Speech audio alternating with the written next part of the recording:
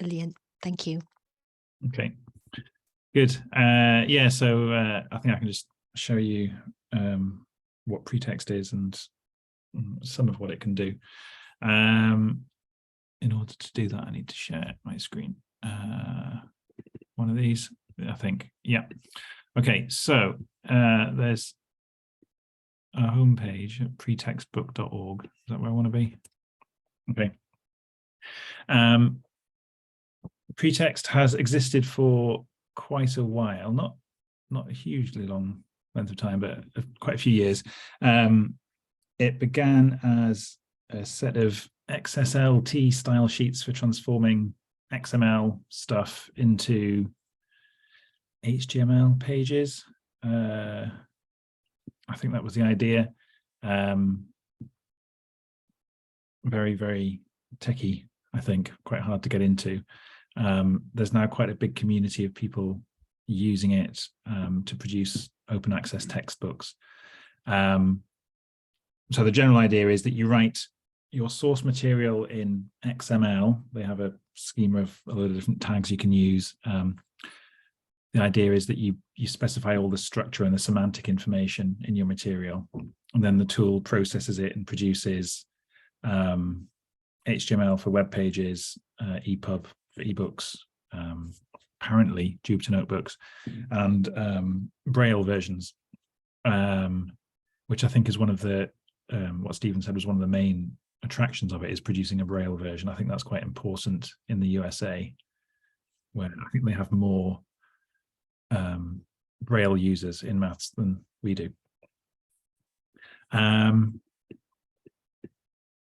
Make your own decisions about the other accessibility pros and cons. So what I did just now was I went to the documentation, and they have all this stuff. You sort of work through all these chapters and the getting started thing. Oh, Sam, you've got your hand up. Yeah.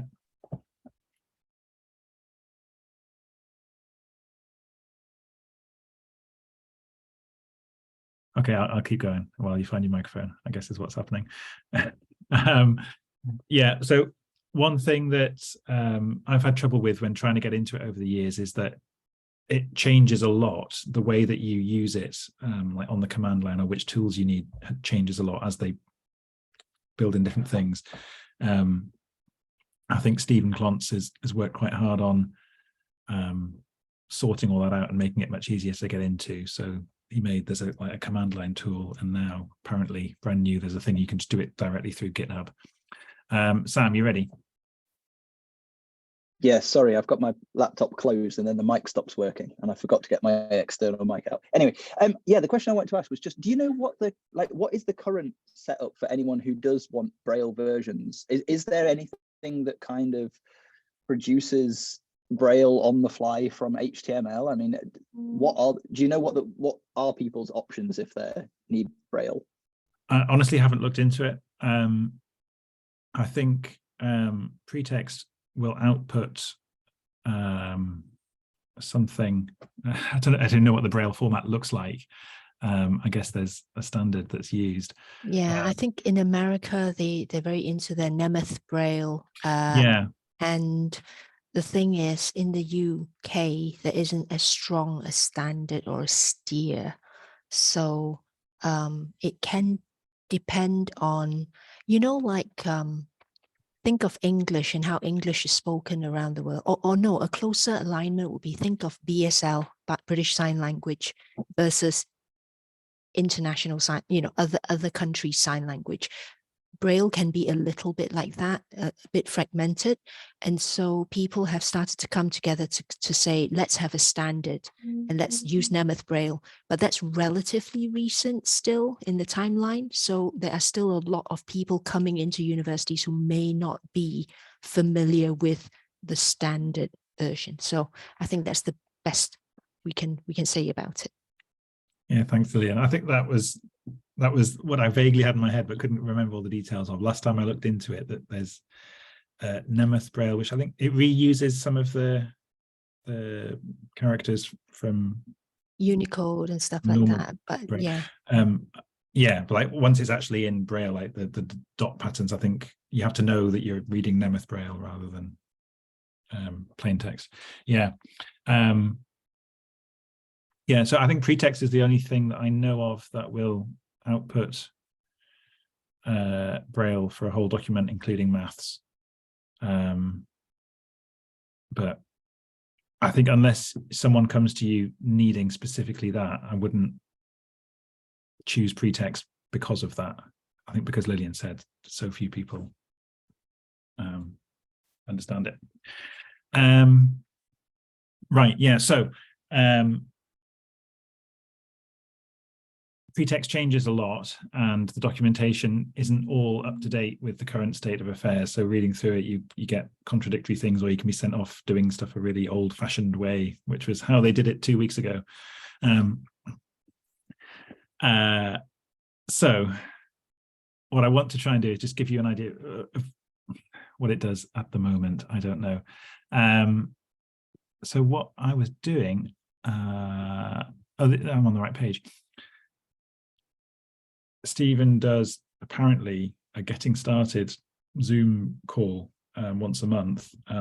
They're really good. They've got a National Science Foundation grant, and they're doing sort of daily Zoom meetings on US time, providing support.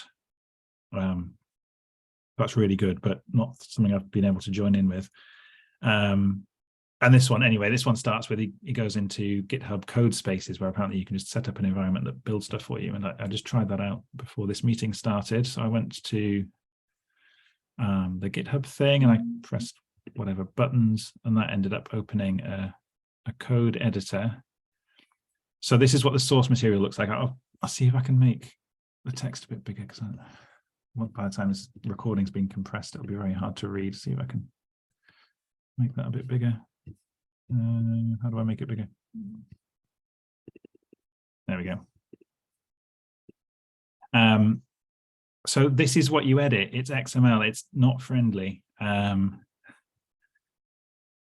once you know what all the tags are, I guess it's straightforward to use. And I just hid it. How do I get it back? Where did all those commands go? I think 3 dots at the top, the 3 lines at the top. 3 lines, yeah, maybe that's not. No. Rats. I'll zoom back out again, see if I get it back. No.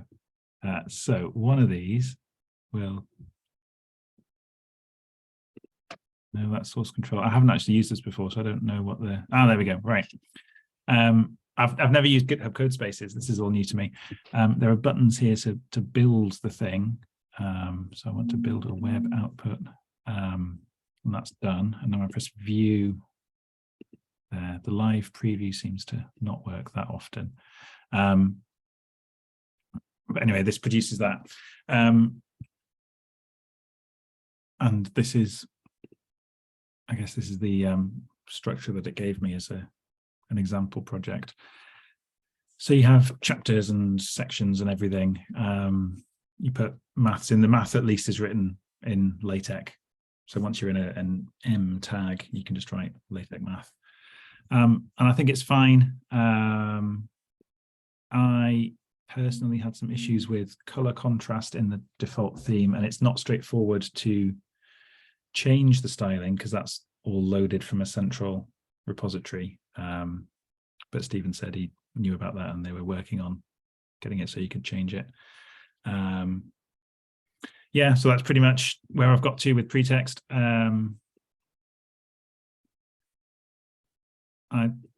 It might be worth, if I try and find one of the books, like people have written actual proper textbooks with it.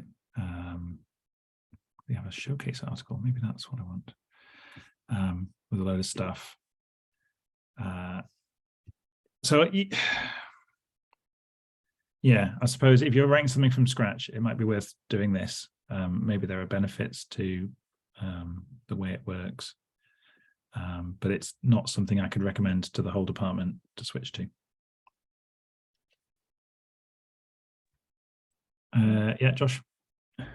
So just a comment really. So I'm just looking back on my Teams chat, and so a colleague in maths was exploring pretext. I think actually he did switch to our kind of our Bath's version of book down. But I think one of the things about pretext was that it takes things like in the pure maths, your kind of environments seriously. So like lemmas, theorems, that kind of numbering, which in book down was a bit kind of tricky to do. You can have just equation numbering, and there wasn't that much other support for these kind of other fancy maths environments. So that was something he liked about pretext, but he said it was hideous to just to edit. Yeah, they make a big deal in the documentation of how it forces you to encode all the structure properly and get all the semantic information in. But I don't know if that's worth the cost of writing all the XML stuff. If you can just force yourself to write LaTeX properly, you get the same structure. Yeah. Thanks for demonstrating that. Quite eye-opening. And it does feel, I think I have come across it and looked at it before, and I shut it down straight away because one, it just looked very American, especially with the font and the color combination. It smelled of 1980s textbooks. Yeah, even though it's online. I've tried really hard not to dismiss it out of hand because lots of people use it and a lot of effort has gone into it. I can't personally see enough things that it does that make the argument for me, but I think I'll keep watching it. Yeah, really appreciate that. And yeah, it's harder for people to get into compared to maybe some of the other workflows that we've been exploring in this group. But as you say, you never know when the kind of turning point will be, when something will someone will kind of create a thing that allows us to upload something and it just spits it out, provided we've formatted it correctly, as you say. And it's almost like a race between that and, say, LaTeX, getting their code 100% accessible, so we don't have to do all these workarounds. So thank you very much, Christian, for that update and for testing things like that out on our behalf.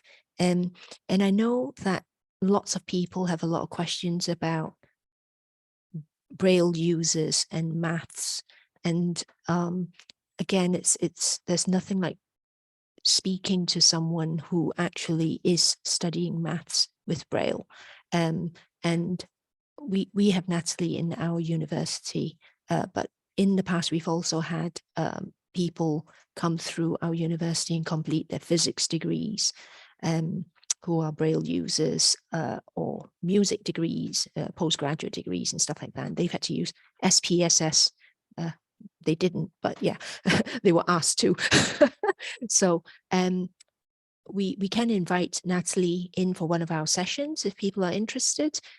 Although I would say that Natalie's way of studying maths is her own invention, because she's one of the people who have been caught up with this kind of like changing standards, shall we say. It's like changing standards of Braille and then changing standards of Braille maths have impacted her. So I'll be curious to see if incoming students are a little bit more, if you like, can take advantage of more standardized approaches. So I've been trying MathJax out with Natalie, and I wanted to tap Christian, because Christian, you've been doing some work with that team, I think. Yeah. So I'd be really curious to kind of put a Braille user, a JAWS user, sorry, in front of the MathJax team and getting some clearer information on what is expected, because Natalie and I have struggled with this for ages. But that's something that we can all learn from. Okay, so I'll see about inviting Natalie at some point to demonstrate to you how she does her maths, just for education. Have we had Volker Sorger in this group before? Because he's in Birmingham and he's no, we ought to invite him in, maybe to present on MathJax, do you think? Yeah, maybe we can minute that, Jenny, and then we'll follow up. Jenny and I will follow up with Volker. And copy you in, Christian, if that's okay, so that he knows we're not two weird women who are just inviting him to some online thing. Okay, so this next bit, we're going to again tap anyone who's done any coding, etc. The holy grail of Beamer file to HTML. And I did send an email to Christian, and then at the same time, Jenny, you sent an email to the digital accessible maths working group, and not had any feedback yet. And I just thought it would be great for us to have that quick discussion here about what does anybody currently know. And what I can say is that depends on your Beamer files as well. One tutor, I managed to get their Beamer file through Chiron and output a nice HTML page, and the PDF is the Beamer, set PDF. That's great. But what we're after is Beamer slides to HTML slides, and that's the holy grail, isn't it? Is that right, Jenny, for you as well? Yeah. I mean, any workaround really, actually. Probably getting it to HTML is good. But if anybody's tried anything that's worked or not worked as well, because people are interested in it here. I think there's just, there'll be something simple missing from Chiron, that it didn't produce HTML slides. I feel like it did used to do that. So I just need some time to look at it. But I'll very rashly say I don't think it's a hard problem. Yeah, you're right, because I mean, if you look at the coding from Beamer, you can clearly identify the so-called begin frame, end frame as cues to create the slides. It's a case of just programming it in the background. I say it's a case of just, but I'm not a programming person, so I'm only making assumptions here. But if Chiron could allow tutors to upload their Beamer files and get a HTML slideshow, Christian, you would just like get, top accessibility tool of the year. I'd happily write you that recommendation for Newcastle. Yeah. Yeah, I'm looking at the code now, and the template does produce those, like this div Beamer frame container thing. So I don't know why it doesn't show it in a slides interface. I'll set Laura, my underling, on that. That's a nice job. Thank you. And Sam, yeah, I tried using Reveal.js, and again with the Beamer file, it just didn't like it. It would output the first page or two, confusedly adding multiple pages into one page, and then Cordelia and I have tried with a few Beamer files and got all kinds of weird stuff. I liked putting the slides literally on top of each other. So you'd have one slide with text on top of text. Yeah. Which was fun. But yeah, sorry, I've not used it for converting as much as just writing talks directly in Reveal.js instead of Beamer, and then using their Reveal.js's PDF to produce a PDF from Reveal instead. But that part doesn't work very well. So the PDFs that you get are definitely better if you don't use Reveal. Yeah, pros and cons. So we will await Christian's contributions and his team contributions with bated breath. Thank you very much, Christian. Okay, so we live in hope, don't we, Jenny? Yay. So Jenny, yes, Jenny's going to tell us about her findings on students and the formats that they like to use. So it's not findings yet because it's taken a while to get everything lined up, and we got ethical approval last week, the week before. So I have ethical approval now to be able to do a study which is looking at student views on maths and stats accessibility. I could show you, if you wanted, what that looks like, tell you very quickly a bit about what we're doing. So I'm doing this with, we have a MASH team, which is the Maths and Stats Help team.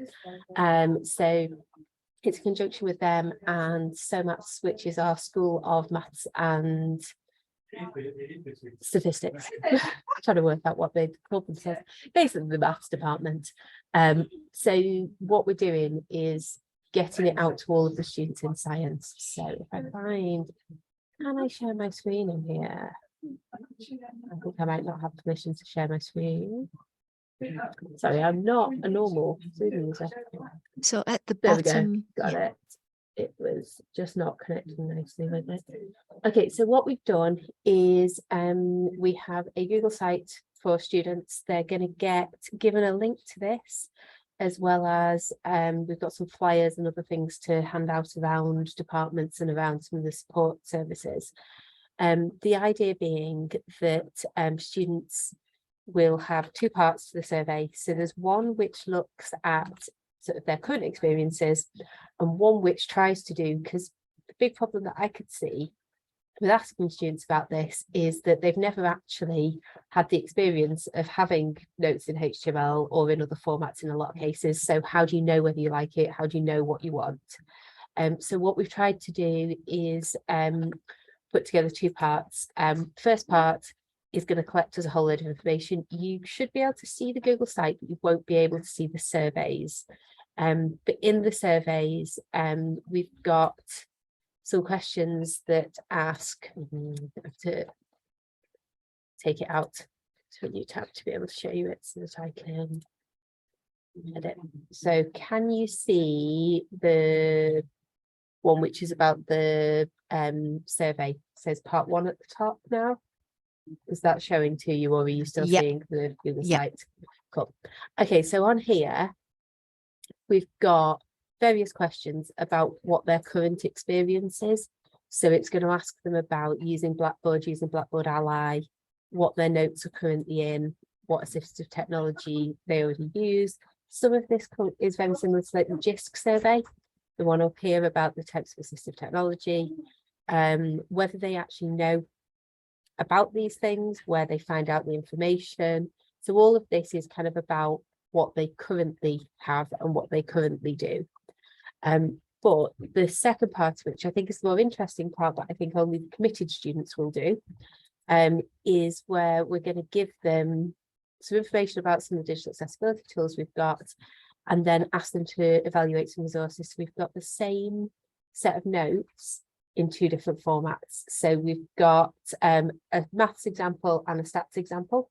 That's because it's going across Faculty of Science. So some of them are not necessarily mathematicians. We've got biosciences, chemistry, psychology, maths and physics in the faculty. So they're all doing some amount of maths or have done some sort of maths, but it's often more statistical. So we didn't want to freak them out with that. And these examples are ones that they can download, which same example for each one, and then they can have a look at them, try them out, and then give us some feedback on what they think of them. So it's independent. We were going to do it as focus groups, and then in the end we've gone with doing it as an independent thing where they can get on and do it, partly because my first tester for this was my foster kid, who's just turned 18 and is very into maths and autistic, and was like, why would I go talk to somebody about this? But I would definitely do it. And I was like, oh yeah, fair point. Like, we did consider doing focus groups as well, but in terms of trying to do the ethics and the organisation and everything else about it, it just made the whole thing quite a lot harder. So there's potential for some problems with that. We are doing an amount of bribery. We've got some money for some vouchers. So there's going to be some vouchers for a prize draw, and you get more entries to the prize draw if you do part 2 than you do if you just do part 1, but you have to have done part 1 to be able to do part 2. So we're going to work with DDSS, which is our Disabled Student Services, and they're going to promote it, as our MASH and some of the departments. So we're hoping that will get us a decent sample size. We also have AMRC here, which is does apprenticeships, and one of the maths teachers there is fab. She's been coming to the accessibility groups that we do here, and she's going to do it with her students there. So we will get a sort of HE side of it, but we'll also get the apprenticeships one. So we'll have a look at what differences there are in those. In terms of if anybody is interested in doing similar things, I'd really like to talk about that and whether there's ways of doing it. I put in the ethics application is just Sheffield University students, and it's just the particular, it's just science and it's AMRC because they're the departments I have access to. I don't have such easy access to the others. That said, the math department teaches all of the first year engineers. So they teach them maths for a module. So I can probably get it out to most of the engineers through that, which will be interesting. But yeah, so if you're interested and we're thinking you might like to do anything similar with your students, I'm sure we could work out ways of doing that to kind of get their sample sizes. It closes on the 31st of May, so it's going to be quite a while before I have anything useful to report back about what students have said.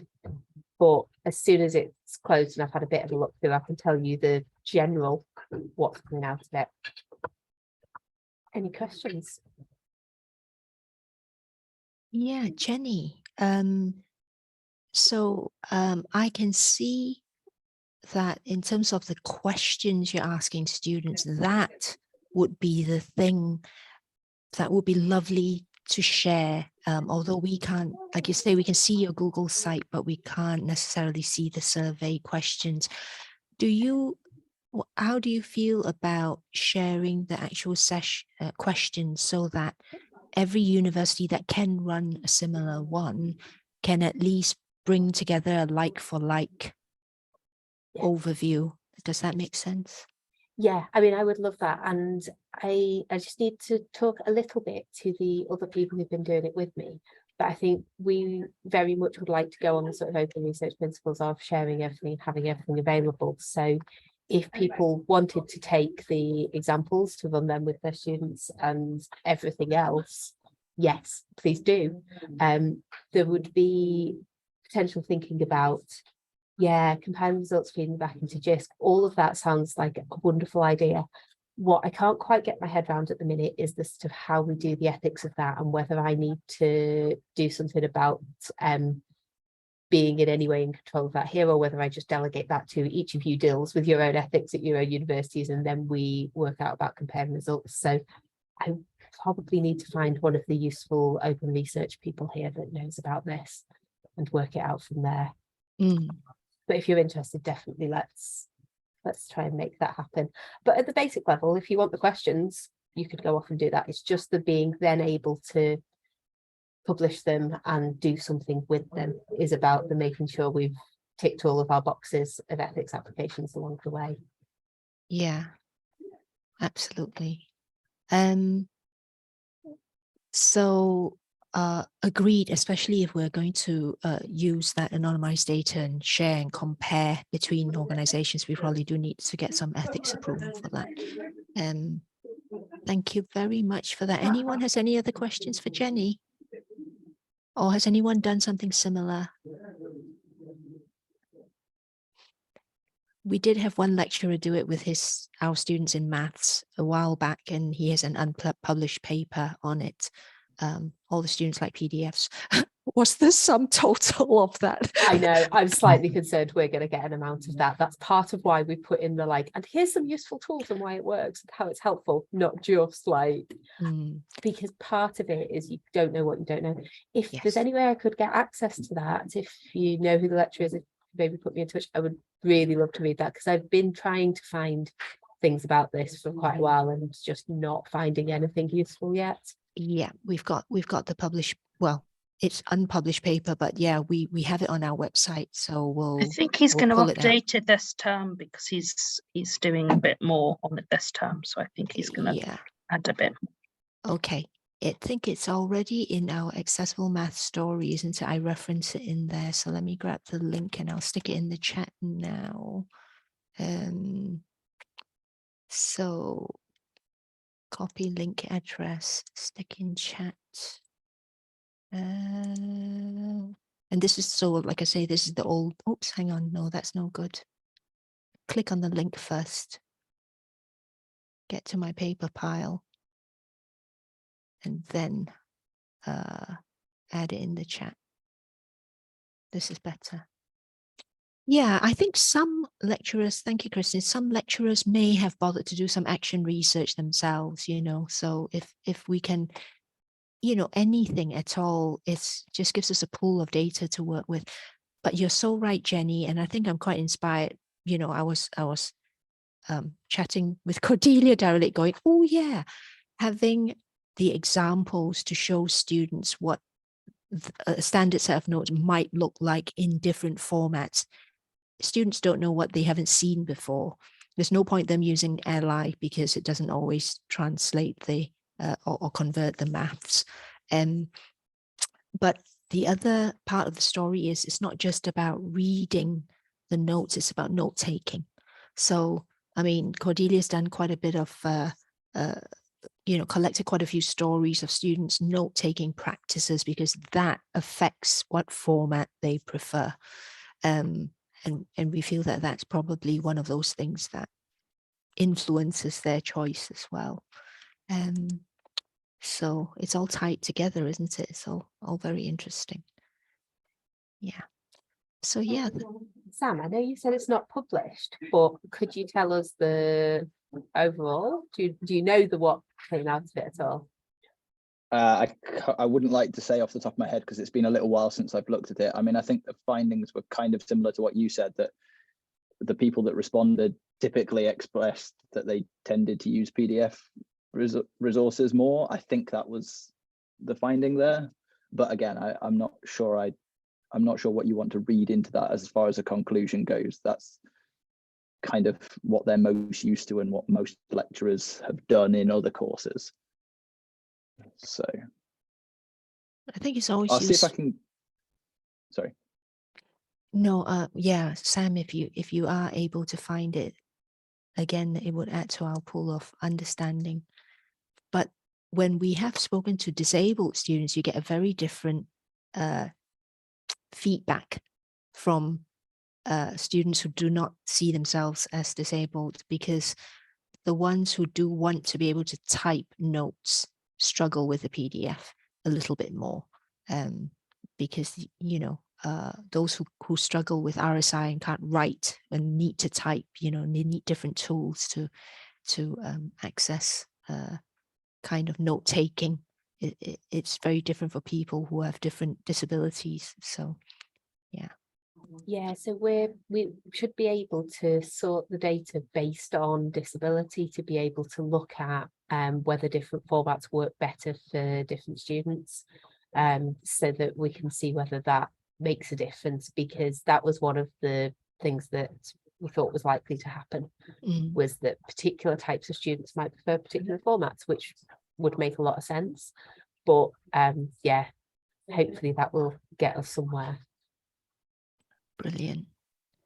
We were going to try and run some focus groups in the next few months to try and reach out specifically to students with disabilities to ask some kind of similar questions, because I think that the results we have so far are mostly, you know, the results are biased by the sample you get, right? And so it's probably a sample which is perhaps representative, but does not include, it doesn't focus on the people who perhaps have the greatest need for these additional resources in the first place. Yeah. Brilliant, brilliant. Thank you, everyone. Very, very helpful. It's like a pincer movement. We're starting to kind of bring all our knowledge together. I'm sure Ben's equally excited about this. You know, we've been working in this field for so long, and it's like, you know, to have this much movement in something that seems quite inaccessible, it's just gratifying, isn't it, Ben? It's amazing. I mean, I've really struggled over the years with, it's funny you mentioning SPSS earlier on, you know, some of these like foundational technologies that just don't behave, and it makes it so much more difficult for us supporting people. I in fact, if it's all right, you know, I could just, it'd be really great for people to review the kind of minimum standards that we've been gently kind of putting together. I mean, they really are a serving suggestion, but feels like, well, we're on this crest of a wave, we might as well go for establishing some shared sector minimum standards to it's not going to fix everything, but it will stop people inadvertently doing things that stand in the way of further progress. You know, I think there are some early decisions that can be made which would fundamentally restrict our range of options in terms of further remediation. So they're very much with that intention. But if I pop a link round and people could just offer any feedback, anything missing, anywhere you think we need to be clearer, more detailed, firmer, all those things would be great. Yeah, brilliant. Thank you, Ben. And I think that takes us nicely in the last 10 minutes to something that is something I was hoping we could all participate in the shared Google Doc. So I'll just ping that into the chat again. If you drop down to the I have a discussion for this meeting. Maybe I'll ping you a specific link in the chat. Oops. There is a table. Yeah, so that should bob you down to the specific table that's called discussion.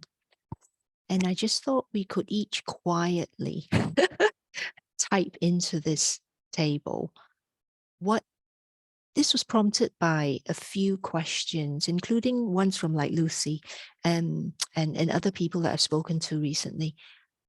If you are just starting out in the world of accessible maths, whether you're a tutor or a learning technologist, or you work in a maths skills center, etc., and someone asks you, I don't know what we're doing. I don't think anybody's doing anything. What should I do? What's your advice to this person? Whether they're, so in column 1, add your university and your name. In column 2, are you speaking to a learning technologist, a lecturer, someone in disability services, math skills, someone else? And what is your recommendation to them as a first step? What's the one thing you would advise them to start to do?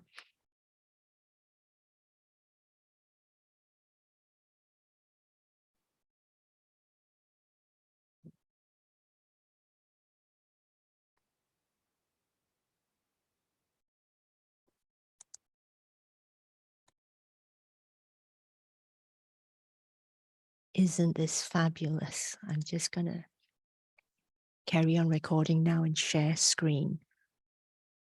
This is a great resource, isn't it, that we've just created live together. And it's so useful to kind of see the different perspectives, who it's targeted for. And there's no one right answer, right? I think a lot of this has been affected by our own personal journeys. I love this idea, Ben, that you're suggesting about this accessibility buddy or network. And I think Luke was trying to encourage this as well when he said, bring along an academic or bring along a student, or just bring someone and get them started on this journey with us. So yeah, I think, you know, I personally have like spoken to people in other universities, and, you know, they've then, you know, formed part of this group. And I think we can all expand that way. And there will always be that first conversation someone has in their organization about accessible maths, right? So I think this is a lovely pool of ideas, again, that we can add to our GitHub, probably, Jenny. I think this is nice. You know, I think if you guys are okay, we'll kind of anonymize it, but target the groups and the suggestions.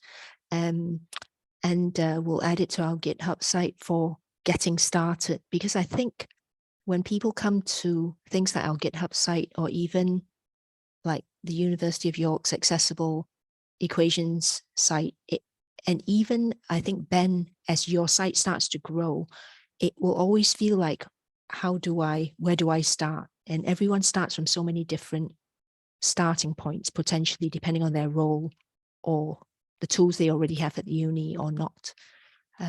This is really helpful. Does anyone have any comments on what we've created together?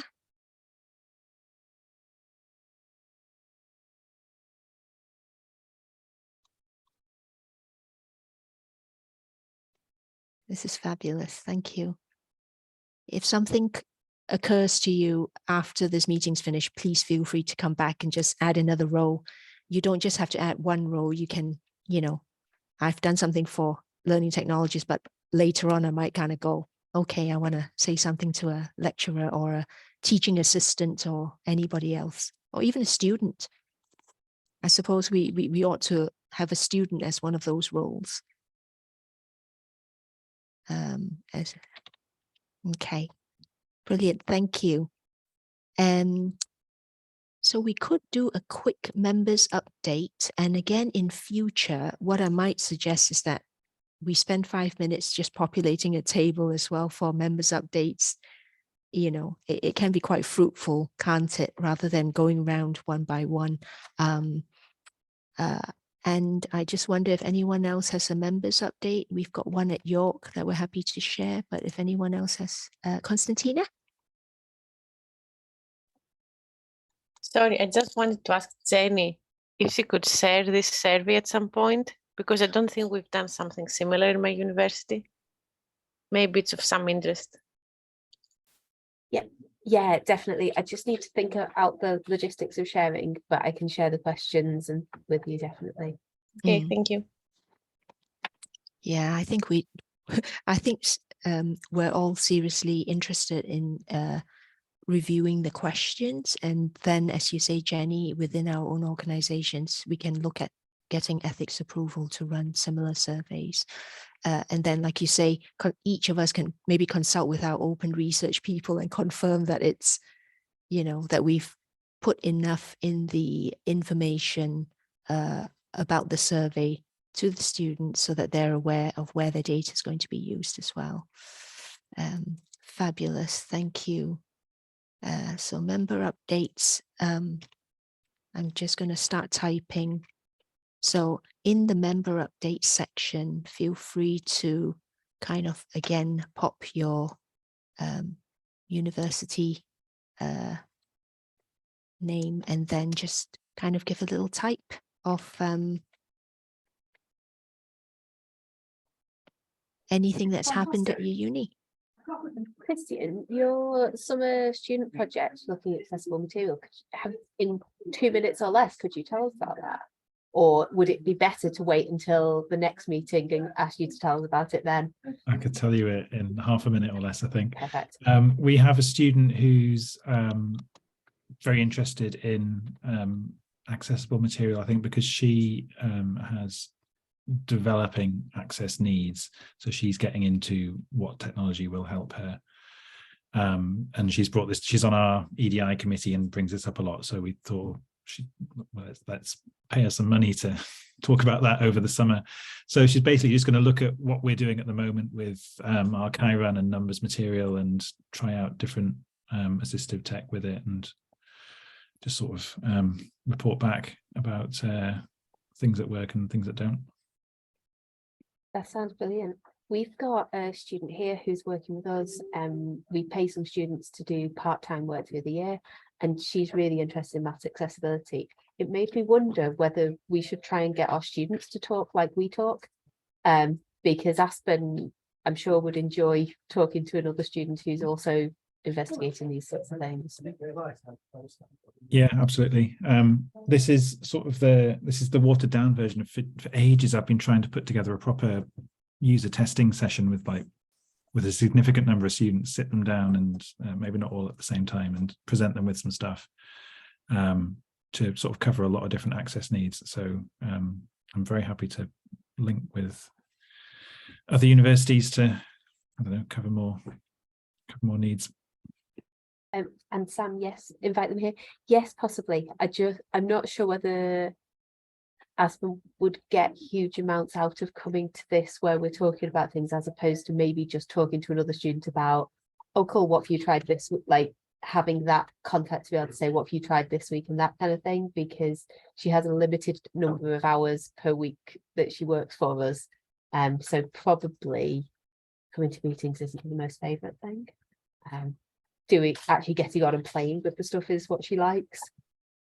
I was more thinking that we might benefit from hearing from her in in this session. Yes, but when they found something, definitely. Sure. Because she's been working on the project to get student views, she's been working on that. And maybe when she's got some good things to show, I could invite her along. Yeah, in fact, if anybody else wants to invite their students along to come and talk to us, that would be great. I think we should have one session which is students only. The rest of us just sit and be quiet and learn from the students, and provided obviously the students are aware that they're going to be recorded and they're happy, because obviously if they've got disabilities and they're declaring and they're putting it up on YouTube, they have to be willing to champion the cause and be quite candid about stuff, or they can speak about things without, they can be representing other people. So I know we've got a student that's probably straight up, I mentioned Natalie a lot, but there's another student with different needs, and that's the key thing. I learn so much when I speak to someone else with a different need than sight impairment. I've added it as an action, Jenny, for us to invite.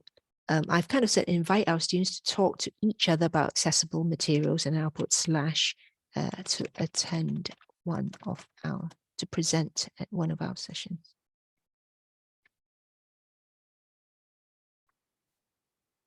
And I think the students would then love to be able to have time to talk to each other, don't you think? Yeah, that's fab. Well, that is absolutely fabulous. And thank you very much for your member updates, which have been typed in there, which we can all revisit and have a look at. I don't want to, we've already run over by a minute. Just very quickly, the next meeting I'm proposing to run it on a Tuesday, I think the 25th of April, just to give other people a chance for whom Mondays are always a problem. I don't know if people can look in their diaries right now and have any strong feelings about that date and time. It's fine for me. Jenny? I know I will be on a conference. Okay. Hi, Christian, you're not coming to the Stack conference. I didn't Is know it about April? it. We said April. Oh, you didn't know about that? I didn't know about it. So we might have to change the date. When is the conference? So it's 24 till 27 of April. 24 to 27, that whole week. Okay. I look forward because it's in Tallinn and yes. Wow. Yeah. We could just to verify the dates from the calendar. Right. We could move it to the 2nd of May, which would give everyone the options. So shall I make it 2nd of May, 1 to 2 p.m. as a suggestion? Yeah, that works for me. Okay, Brill, thank you. Let's go with that. And thank you very much, everybody. And keep typing into the document as much as you want. And we'll see you all in May. Send out the agenda before as soon as we can. Thank you all.